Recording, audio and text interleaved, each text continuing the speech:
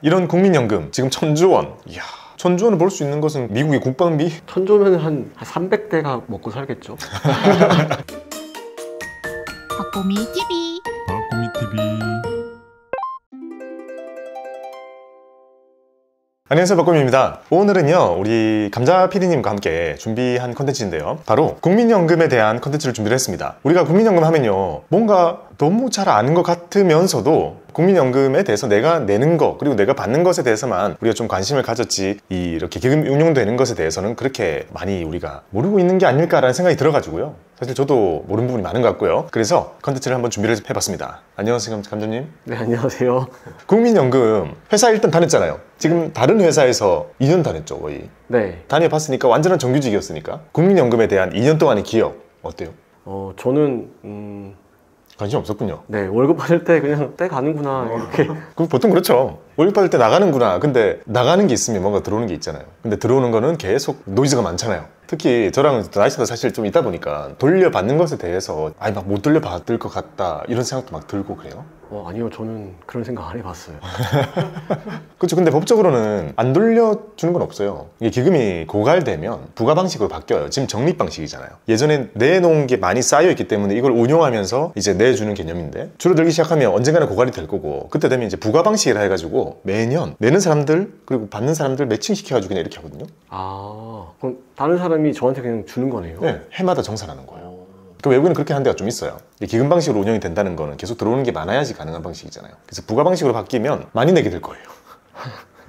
위가 훨씬 많고 밑이 작을 테니까. 그래서 이제 그런 거를 막기 위해서 지금도 많은 노력을 하는 것 같은데, 참 이게 애매해요. 그죠? 네. 봐봐요. 실질적으로 어떻게 바뀌느냐에 따라서 많이 내는 거는 다음 세대거든요. 감자님부터 해서 밑으로. 근데 그렇게는 별로 이런데도 관심이 없잖아요. 관심이 있을 때가 아니잖아요. 정신 없잖아요. 지금 막 취업하느라 바쁘고 먹고 살기 바쁘고 공부하고 막 그러고 있을 텐데, 이게 실질적으로 여기에 대해서 가장 많은 부담을 지게 될 친구들이 너무 어리기 때문에 쉽게 진도가 잘 안 나가는 것 같다는 생각이 좀 듭니다.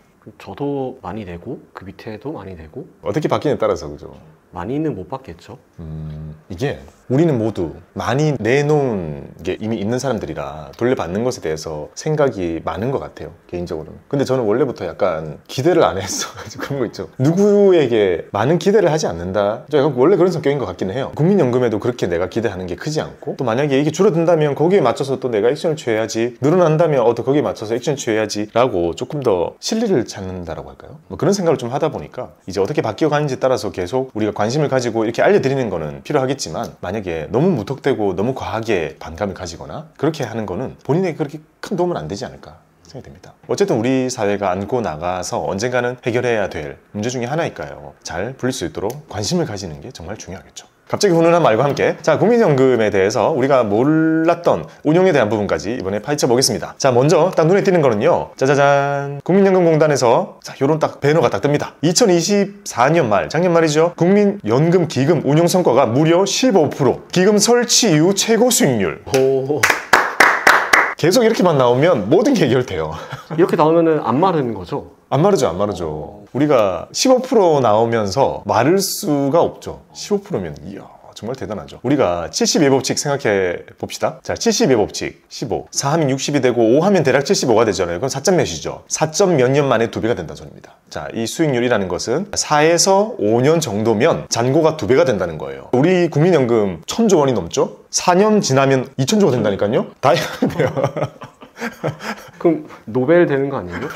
그러니까요. 노벨상을 이제 넘어설 수 있는 그런 기금이 만들어지는 거죠. 자, 이거 보면 우리는 그런 생각 들죠. 만약에 한 개인이 주식 투자로 낼 수 있는 수익률이 15%가 달성이 되면 다른 거 아무것도 안 해도 돼요. 연금저축 안 해도 되고 뭐 세테크 안 해도 되고 부동산 투자도 안 해도 되고 코인도 안 해도 돼요. 왜냐면 여기 보이는 것처럼 4, 5배가 지날 때마다 2배씩 늘어나기 때문에. 그래서 워렌 버핏 선생님이 25% 내거든요. 1년에요? 네. 와. 그러니까 저렇게 엄청난 부자가 된 거죠. 우리 개인이 이 분들처럼 할 수는 없겠지만, 그래도 자, 지금 예금 3%대예요. 좀 더 나아가서 우리는 개인의 노력과 정말 많은 공부로 인해서 이거를 5 정도까지 올리자, 그리고 더 나아가서 7 정도까지 올려보자 라고 하면 이제 한 10년 지나면 2배가 되는 거잖아요. 개인은 그 정도의 노력만으로도 본인 하나의 노후는 커버가 가능하다는 게 제 생각입니다. 그래서 이번에 이렇게 기금 설치 후에 최고 수익률을 보여줬다는 게 정말 엄청난 수익률이고요. 여기 보면 작년에 수익금이 160조 원, 160조가 시총이 되는 기업도 우리나라 하나밖에 없죠. 그걸 돈으로 번 거예요? 그거를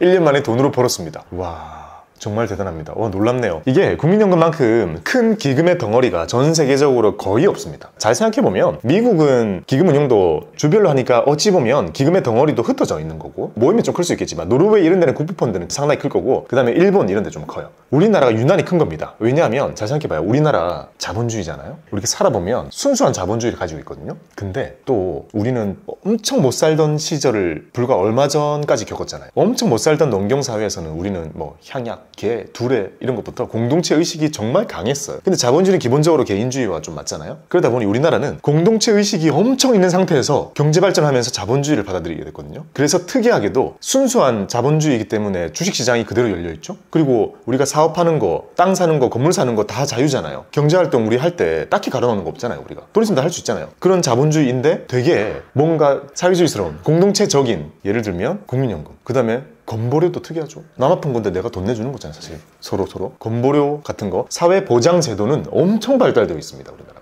이렇게 또 들으니까 특이하네요. 그죠? 보통 둘 중에 하나잖아요. 아예 그냥 공동체적인 게 강조되는 문화이거나 아니면 아예 개인주의를 가는 건데 우리는 다 가지고 있단 말이죠. 그래서 되게 특이합니다. 우리나라의 국민연금 지금 15%가 160조라는 건 1000조 원이 넘는 돈덩어리라는 거잖아요. 흔치 않습니다. 거의 지구상에 존재하지 않는. 자, 그래서 국민연금 참 재밌는 친구인데요. 공부를 한번 제대로 해봅시다. 국민연금이란 뭔지 배워보고, 국민연금이 어떤 성과를 내고 있는지 배워보고, 어떤 투자를 하고 있는지를 보고, 그 다음에 수령한 부분에 대해서 우리가 관심을 가져야 되겠죠. 그 다음에는 예고편까지 이어서 해보겠습니다. 자, 국민연금이란 지금 여기 보이는 것처럼 3층 연금이라는 제도가 있습니다. 자, 요거는 매우 자본주의적인 거죠. 근데 미국은 요만큼 있겠죠. 거기에 401K가 포함된 거는 거죠? 여기 401K예요. 퇴직연금? 네, 퇴직연금. 우리나라는 요거까지 있죠. 그러니 우리나라는 3층 보장체계를 가지고 있어요. 자, 맨 밑에는요, 기본적인 생활 보장입니다. 국민연금의 출발 자체가 누군가가 잘 벌고 누군가가 못 살면 한 국가, 우리 같은 민족인데 서로 챙겨줘야 되지 않겠니? 라는 생각에서 출발한 것들이에요, 다. 그래서 국가가 보장해주는 사회보장, 여기에 국민연금이 있는 거고요. 그 다음에 기업이 보장해주는 퇴직연금이 있습니다. 회사를 다니는 동안 퇴직금 쌓일 거, 그거 잘 모아서 나중에 노후로 쓸 수 있게 보내고 있죠. 그래서 퇴직금이 아니라 이제는 퇴직연금이라는 말을 쓰게 되었습니다. 거기 위에 자기보장입니다. 내가 내 돈으로 개인연금을 터가지고 내 돈을 붓는 거죠. 더 여유 있는 생활을 하기 위해서 내가 여유 있을 때 미래 나를 위해서 돈을 붓는 거고, 자, 이 행위 자체는 아주 이롭죠. 국가적으로 볼 때. 왜냐면 복지국가 가봐요. 복지국가 되면 늙어서 뭐 아픈 거 쓸 돈 전부 다 챙겨줘야 되잖아요. 근데 우리는 그렇게까지 세금을 많이 걷지 않는데 미국처럼 아예 그냥 자유로 두면 가난한 사람이 널릴 거란 말이에요. 그래서 이렇게 국가도 기업도 챙기는데 개인이 챙긴다 그러면 더 고마운 거잖아요. 사회 문제를 스스로 해결해 주네. 그래서 여기에다가 엄청난 혜택을 주는 거예요. 여기다가 세공제를 주잖아요. 알아서 할 수 있으니까. 알아서 하는 사람은 사회적으로 매우 이로운 행동을 했기 때문에 큰 혜택을 주는 거죠. 그래서 우리는 이렇게 3개의 연금을 쌓아가지고 나중에 이걸 다 합해가지고 얼마를 만들어야 돼요? 300만 원. 그렇죠. 제일 배우기 쉽게 300 만들면 됩니다. 300만 원을 우리가 대략적으로 한 65세쯤 되면 은퇴를 할 거예요, 나중에. 그 다음에 다른 일을 하더라도 65세 은퇴해가지고 아마 감자님의 기대 여명은 제가 볼 때 110세 정도. 110이요? 진짜 그럴 것 같지 않아요? 저는 100살까지 살 것 같은데? 저는 그렇게 오래까지 안 살고 싶은데. 안 살고 싶어요? 에이, 그거는 젊어서 하는 얘기입니다. 인간 본연의 공포예요, 죽음이라는 거. 건강하다면 계속 살고 싶은 게 인간의 욕심인 거죠. 자, 그러면 감자님이 지금 30에 취업했어요. 대략적으로 35년 벌어서 45년 다 쓴다. 이게 이상하지 않아요? 35년 내내 월급 300 만약에 받아요. 45년 내내 300 나오게 하려면 다 넣어도 부족하잖아요. 안 맞죠? 이렇게 보면 덧셈만으로는 노후 준비가 불가능한 거예요. 완전히 불가능한 거예요. 우리는 여기에 이 시간의 힘을 활용하는 곱셈의 법칙을 넣지 않으면요, 노후 준비는 절대 불가능합니다. 그래서 제가 항상 말씀드리는 거는 월급 300 벌 때 30을 넣는 거예요. 월급 400 벌 때 40을 넣는 거예요. 10% 넣는 것만 이렇게 35년을 지속하면 그게 안에서 세금 없이 복리로 불어날 거고, 그 돈이 나중에 65세쯤이 됐을 때는 지금 우리가 체감하는 3억 원의 돈을 만들어야 돼요. 근데 한 달에 50 정도 넣는 걸로 평균 잡아가지고 30년 쭉 넣잖아요. 만들어줘요. 훌쩍 넘습니다. 600을 지금 35년도 아니에요. 30년만 넣으면 원금 얼마예요? 1억 8천? 1억 8천이잖아요. 자, 이게 시간의 힘을 이용하는 복리를 우리는 보통 느껴보지 않잖아요. 사실 저도 저걸 느끼기에는 아직 젊은 나이고 감자님도 느껴본 적이 없을 거예요. 1년, 2년이라는 보통 짧은 기간에 30%, 40%, 50% 이런 수익률이 주는 큰 건 느껴봤지만 낮은 수익률이 지속되는 복리는 우리가 느껴보지 못했잖아요. 근데 놀랍게도 지금 여기 딱 봤을 때 제가 한 달에 30이나 40 이렇게 10%만 그냥 쭉 30년 넣으시라고 말씀드리잖아요. 대략적으로 50만 원 정도를 35년도 아니에요. 30년 넣었을 때 연 7% 정도로 쭉 넣잖아요. 6억이 넘어요. 오? 생각보다 그죠? 3억 충분히 만들 수 있다니까요. 이거 반만 넣으면 돼요. 2, 30만 넣어도 3억이라는 돈이 만들어집니다. 그럼 누구나 다 3억 내지 6억은 가질 수 있는 거네요? 네. 누구나 다 가질 수 있고, 봐요. 제가 2010년대에 현업에서 일했잖아요. 이때 연금 개설 붐이었어요. 그러다가 2010년대 이제 후반에 제가 그때는 이제 회사를 관두려고 준비하던 즈음에 가지고 오시는 분들의 계좌에 수천만 원이 있는 사람이 보통이었고, 이제 억대도 그때 막 나오는 단계였단 말이에요. 근데 이때 개설하신 분들이 한 15년 지났죠. 요새 진짜 큰 돈 많이 들어있어요. 연금저축에 들어있는 돈 보면 진짜 깜짝깜짝 놀래요. 제가 옛날에 다루던 금액대가 달라요. 자, 그래서 우리는 50도 부담스럽다. 진짜 20, 30 정도 넣어가지고 30년만 쭉 넣으면 3억이라는 돈을 만들어진다 했잖아요. 자, 3억이라는 돈을 인출하는 전략으로 세팅해가지고 이걸 대략 50년?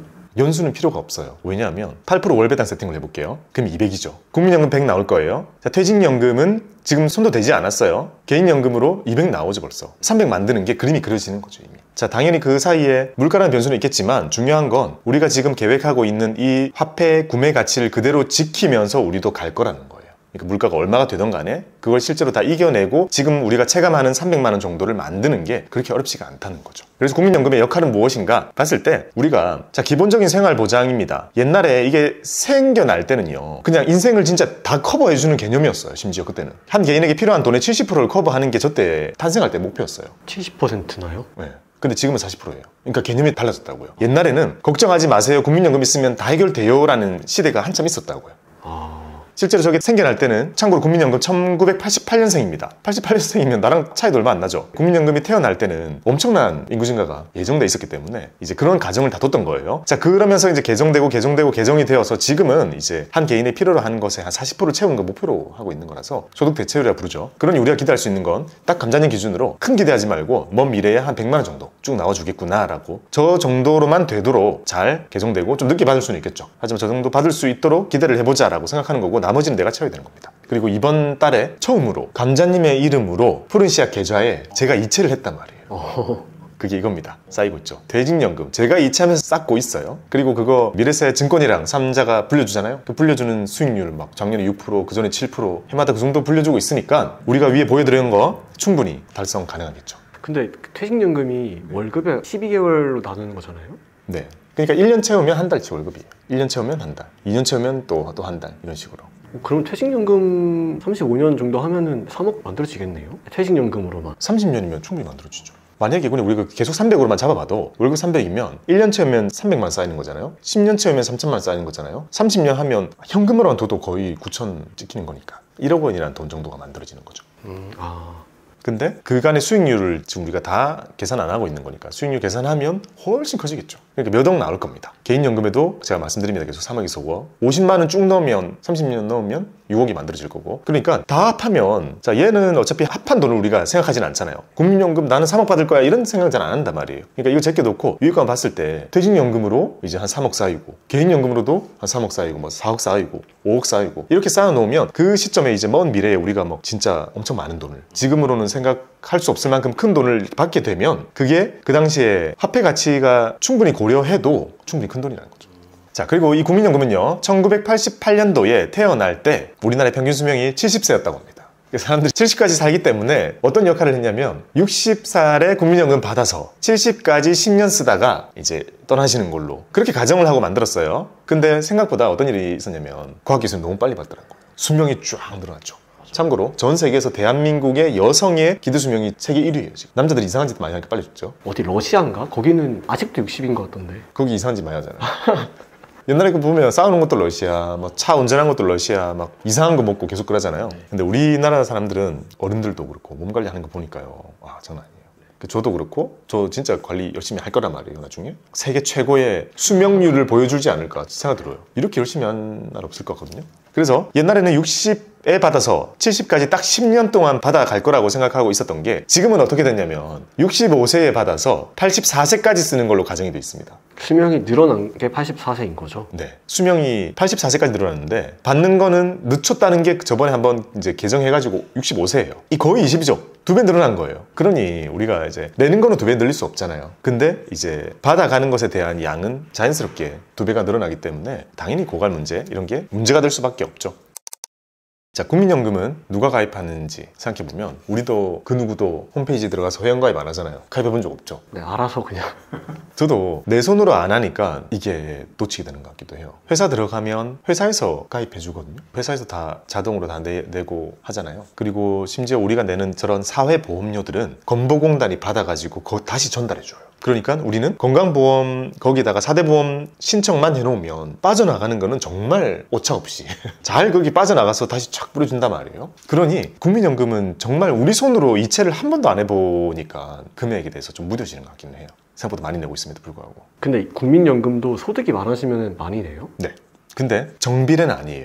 예를 들면 저소득자가 있죠. 고소득자가 있습니다. 대략적으로 엄청난 스펙트럼이 존재하겠죠. 저소득자는 적게 내고 진짜 많이 받아요. 낸 거에 비하면. 자, 고소득자는 정말 많이 내고 되게 덜 받아요. 왜냐하면 국민연금 그 자체에 부의 배분 효과를 녹여놨습니다. 이거는 세대 간의 배분도 있고 그 다음에 계층 간의 배분 효과를 다 녹여놓은 제도이기 때문에 그래서 고소득자가 내는 거 보면 많이 내고 그리고 최대 한도도 있어요.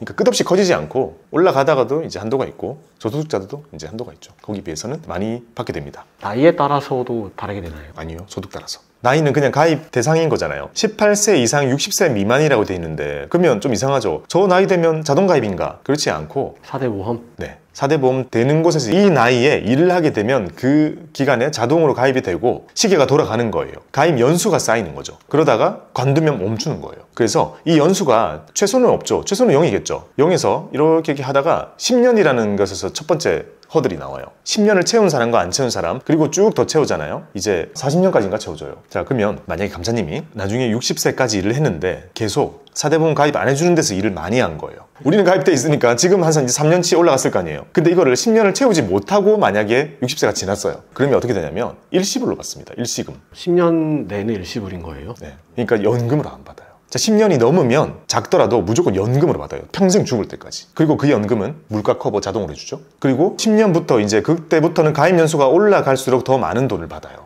복리 때문에 많이 주는 거예요?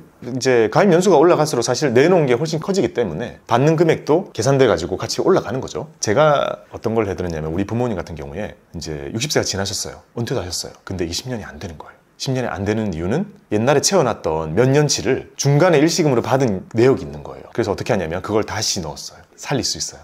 그래요? 살려서 10년을 어떻게든 맞췄어요. 10년을 맞추면 어떤 일이 생기느냐? 작더라도 무한히 나오는 거죠. 평생 나오죠. 그리고 그걸 해드린 지 몇 년 됐거든요. 물가 지금 최근에 계속 올라가잖아요. 계속 올라가가지고 지금 앞자리도 조금씩 바뀌었더라고요.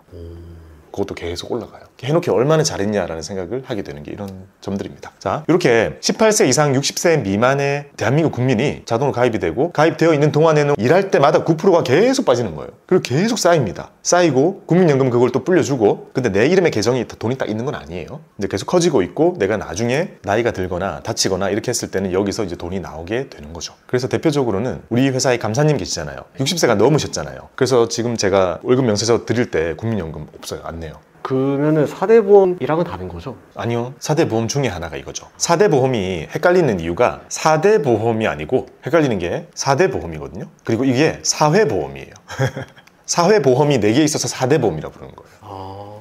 자, 이 4대 보험은 국민연금, 건강보험, 고용보험, 산재보험 이렇게 4가지입니다. 이 4가지가 세트로 가입이 되는 게 4대 보험이고 감자님 돼 있잖아요. 그래서 감자님 월급 떼가지고 제가 이체하거든요. 4.5% 제가 내고 감자님이 44.5%를 내요. 그렇게 9% 제가 이체하거든요. 그 다음에 건보료도 8%를 내거든요. 4% 감자님이 내고 4% 제가 떼서 넣어요. 저것도. 그 다음에 고용보험은 작아요. 지금부터 내고 있기 때문에 갑자기 나중에 퇴직하고 나면 이제 실업급여 같은 거 받을 수 있고 그 다음에 산재 일하다가 다치게 되면 보상받을 수 있는 보험의 성격이 있는 건데 이거는 회사만 내요. 그래서 4개를 내고 있는 거죠. 그럼 감사님은 저기서 국민연금만 빼고? 네. 나머지 다 냅니다.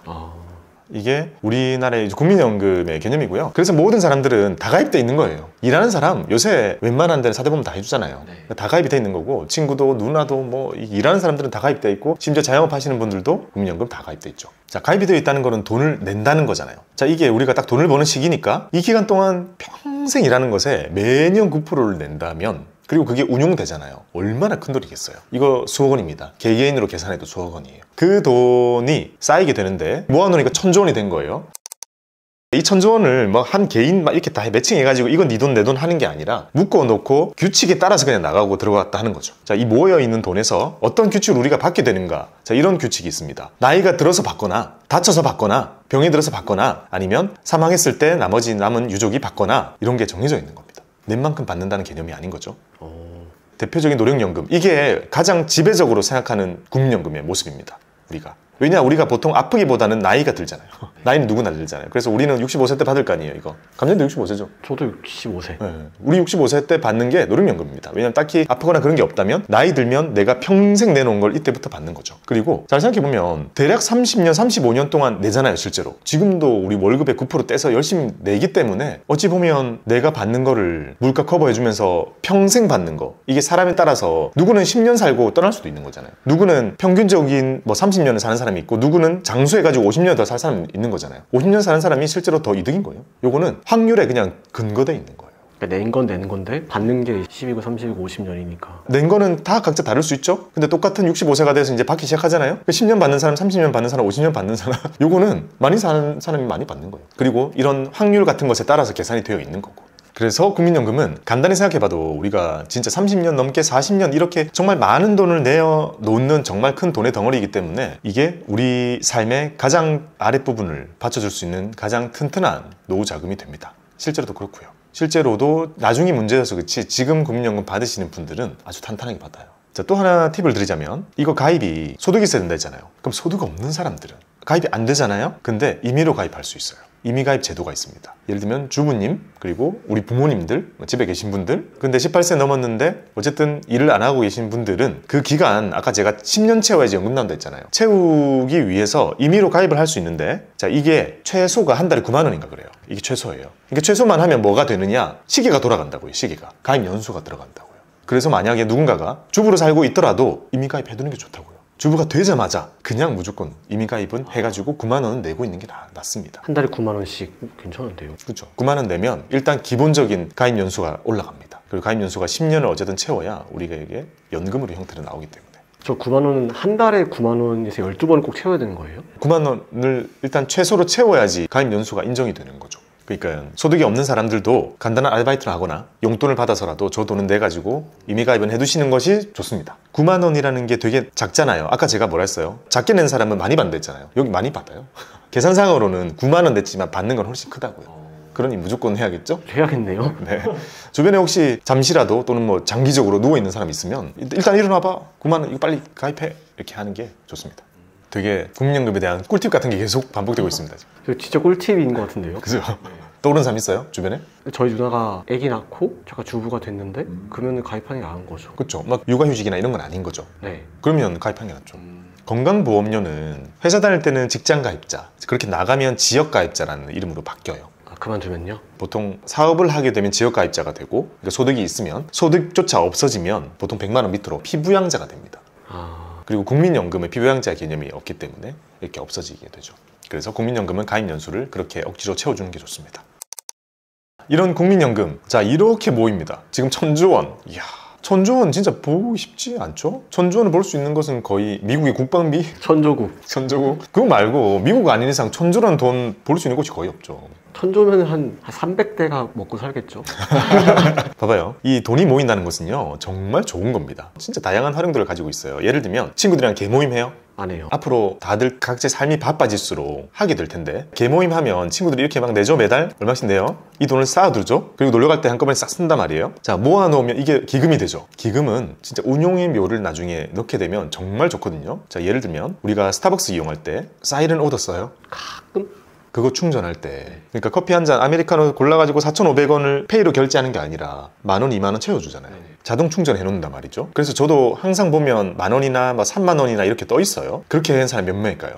그럼 그거 엄청 크겠네요. 엄청난 돈이 기금의 형태로 스타벅스에 쌓이게 돼요. 자, 이거를 운용하잖아요. 운용할 때는 엄청 높은 확률로 안 깨지고 운용할 수 있는 방법이 있죠. 이론적으로 다 정리돼 있잖아요. 자산 배분할 거 아니에요. 자산 배분으로 요거를 운용해요. 이 사람들은 이 기금에서 얼마 정도가 순간순간 빠져나갈지 통계를 다 가지고 있잖아요. 철저하게 이거를 관리할 수 있고 운용할 수 있거든요. 저 자산 배분하면 아마도 지점 몇 개 그냥 돌려요. 수익 안 나도 돈 여기서 나오는 수익이 훨씬 클 수도 있어요. 자, 우리가 아는 보험 또는 상조 이런 것들 모두 시차를 이용하는 것들이에요. 걷어놓고 언젠가 내줘야 될 돈인데 이게 만약에 똑같다고 하더라도 가운데 있는 시간이 뜨면 엄청난 돈을 벌 수 있죠. 모두 같은 원리입니다. 그래서 우리는 이제 돈이 모이면 거기에서 안정적으로 나올 수 있는 이제 수익이라는 게 있고 이걸 활용하는 그걸 꼭 해야 되는 거죠. 어떤 식으로 돈이 모이던 간에. 가족계를 해도 항상 그 갯돈은 카카오뱅크 쓰면 안 돼요. 카카오 개모임 통장 쓰잖아요. 거기다 넣어두면 안 되고 증권계좌 하나 만들어서 거기다 이제 세팅을 해야 되는 거. 네, 발행은 넣어도 돼요. 그냥 MMW형 CMA로 해놔도 상당히 높은 이자 계속 나올 거고 더 나아가서는 CD금리 ETF 사놓든지 아니면 요즘에 유행하는 배당 세팅 해놔도 되죠. 그 정도 움직이는 거 괜찮아요. 왜냐면 지속되어야 되잖아요.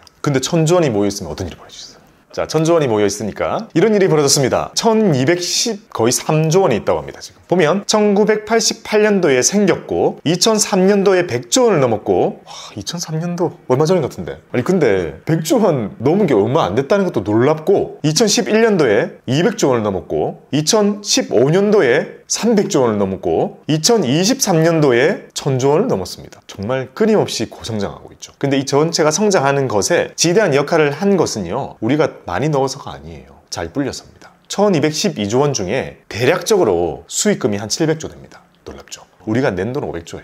엄청 잘한 거 아니에요? 그렇죠. 국민연금의 수익률은 글로벌적으로도 매우 탑티어입니다. 대부분의 기금들을 압살하고 근처에 비교조차 할 수 없어요. 자, 비밀은 여러 가지가 있는데 일단 가장 큰 특징은요 이겁니다. 적립식입니다. 세계 어느 나라가 어느 기금이 1,000조 원짜리 적립식 계좌를 만들어요. 특이한 거죠. 자, 우리나라에 있는 2천만이 넘는 근로자들이 매달 일해가지고 9%를 떼가지고 계속 붙죠. 그 돈을 등에 업고 자산 배분을 실행하죠. 그리고 전주에 가가지고 그 똑똑하신 그 운용하시는 분들 다 모여가지고 머리 짜매고 운용하잖아요. 자, 이 돈의 모든 것이 결과물인 거예요. 1,200조 원. 그 안에 700조 원의 수익. 약간 물타기가 자동으로 되는 거예요. 물타기.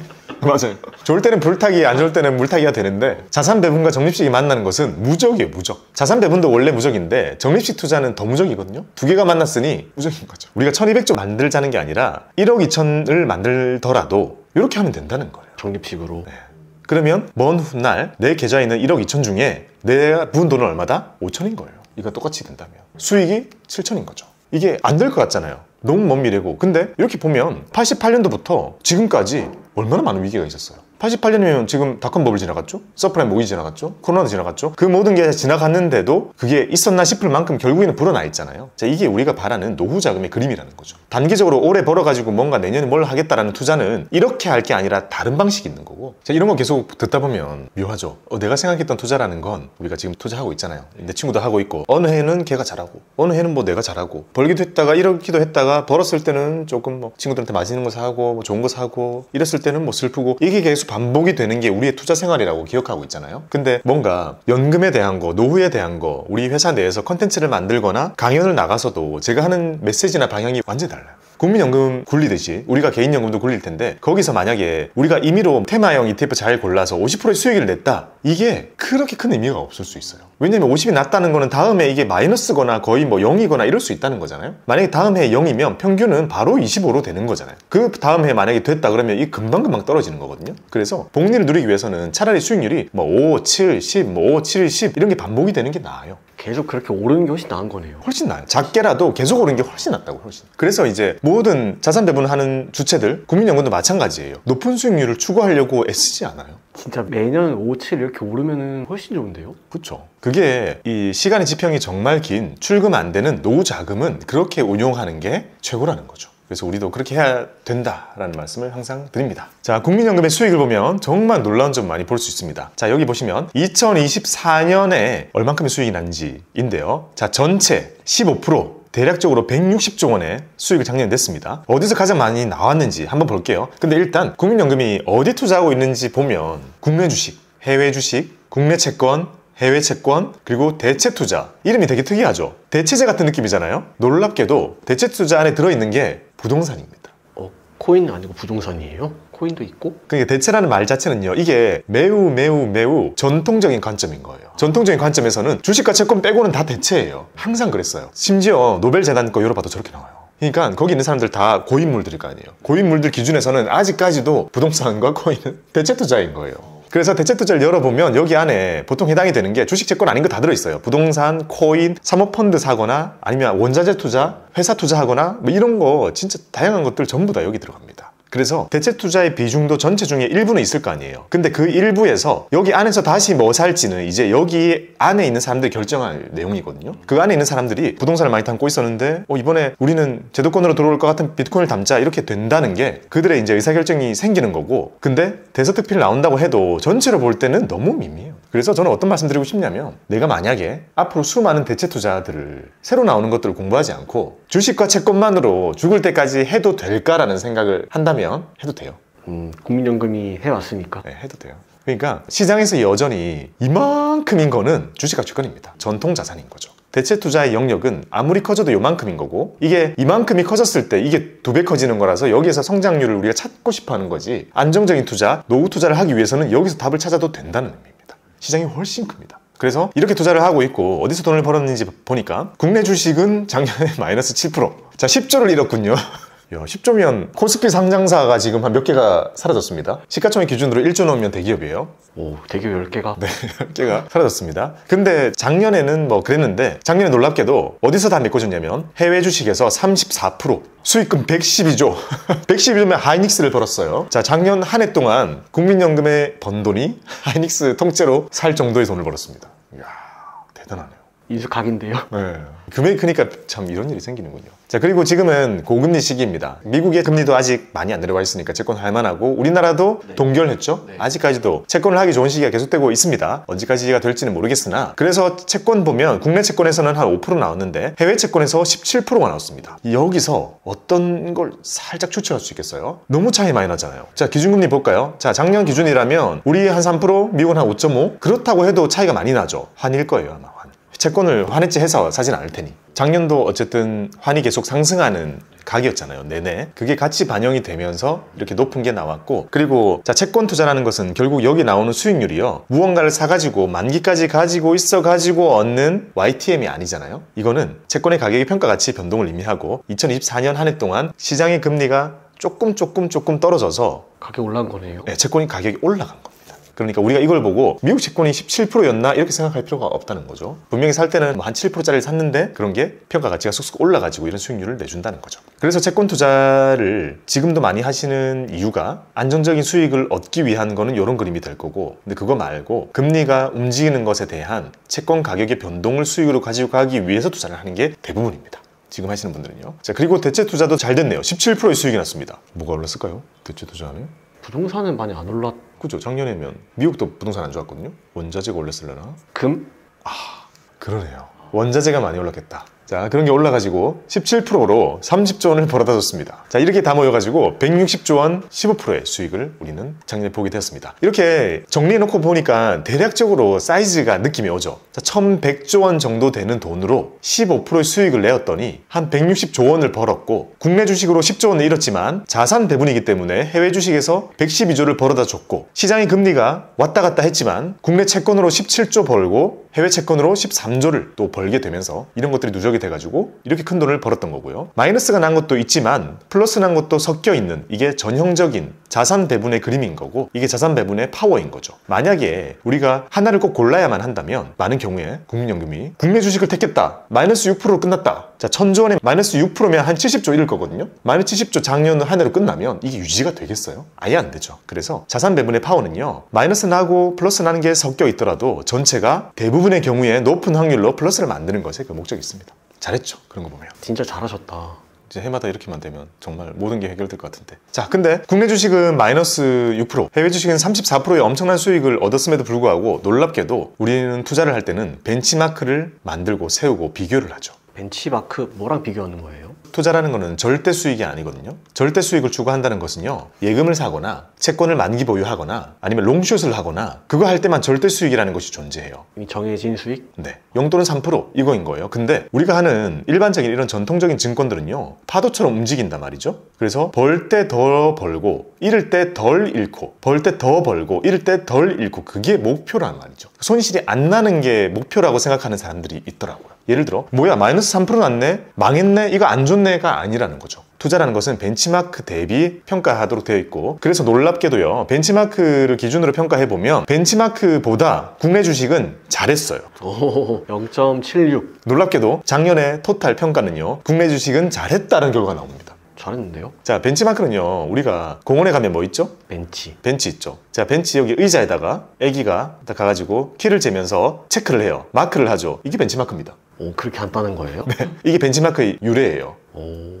이거 대비해서 얼마나 큰지 계속 비교를 하기 때문에 벤치로 가야 되는 거예요. 벤치에 마킹을 해놓은 게 벤치마크입니다. 놀랍게도 그 벤치가 맞아요. 자, 해외 주식은요, 놀랍게도 34% 수익을 냈는데 35%의 벤치마크이기 때문에 못한 거예요. 야, 이건 진짜 실제로 비난을 하지는 않겠죠, 당연히. 플러스 마이너스니까. 하지만 냉정하게 이렇게 벤치마크 대비했을 때는 국내 주식은 잘했고 해외 주식은 못했다라는 이상한 결론이 나오죠. 이게 국내 주식은요, 코스피가 벤치마크이기 때문에 코스피는 7% 빠질 때 국민연금 마이너스 6% 빠졌기 때문에 잘했다가 되는 거고, 해외 주식 벤치마크는요, 이게 올컨트리입니다. 올컨트리는 추정하는 VTI라고 부르는 그런 ETF도 있어요. 그거는 그런 거죠. 주식회사 지구. 아, 주식회사 지구. 올컨트리 담는 거예요. 올컨트리보다는 잘해야 된다는 벤치마크인데, 근데 그 올컨트리 중에 미국이 절반이 넘기 때문에 반칙이긴 해요. 미국 따라가긴 하는데, 그래서 34%를 냈는데도 그것보다는 조금 아쉬운. 그러니까 작년에 미국이 얼마나 올랐으면 올컨트리가 35%가 올랐어요. 정말 대단한 한 해였던 거죠. 그래서 저는 경계성 멘트를 올 초에도 계속 날렸던 이유가, 올컨트리가 35% 오를 정도로 미국이 많이 올랐다면 올해는 반대일 가능성이 훨씬 크다라고 계속 말씀을 드리는 거죠. 자, 이렇게 국민연금이 어떻게 운용하는지, 어떻게 평가하는지, 그리고 돈의 덩어리 같은 것에 대해서 우리가 쭉 한번 되뇌는 경험을 해봤습니다. 국민연금이 1200조인데 삼성전자는 한 330조, 하이닉스는 127조, 그리고 우리나라에 존재하는 모든 코스피, 코스닥 다 합한 게 2000조가 안 돼요. 국민연금 진짜 크죠? 엄청 큰데요?